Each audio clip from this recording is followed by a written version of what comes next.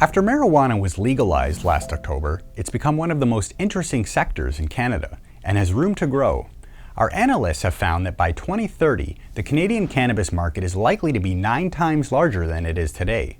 We also forecast that the Canadian recreational market will dwarf the medicinal market, becoming nearly 15 times larger by 2030.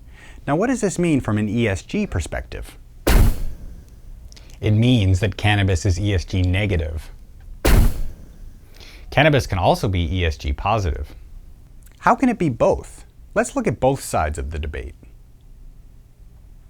Cannabis has environmental risks. Indoor cultivation is energy intensive, leading to a large carbon footprint. Plus, the sector uses pesticides and plastic packaging.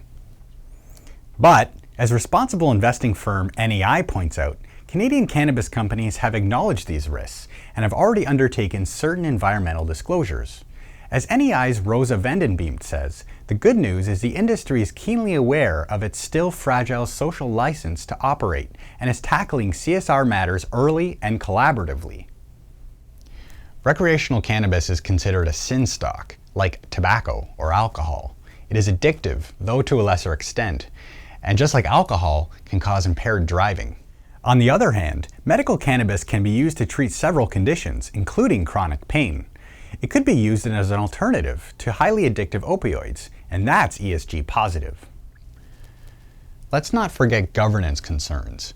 Canadian cannabis companies lag on issues like independent board oversight, shareholder rights, and diversity.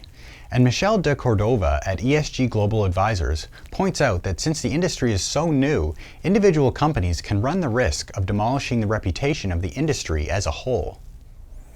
True. And Rosa points out that the cannabis industry started out as somewhat of a boys' club, but again, several companies have already started to acknowledge and address gender diversity issues at the board level, which is an ESG positive move. The fact is that cannabis has ESG risks, but it is also moving to minimize them. Whether you think it is responsible or not comes down to your own personal convictions, but there is a compelling case on both sides. For Morningstar, I'm Andrew Willis. I'm Andrew Willis. No, I'm Andrew Willis. I'm Andrew Willis.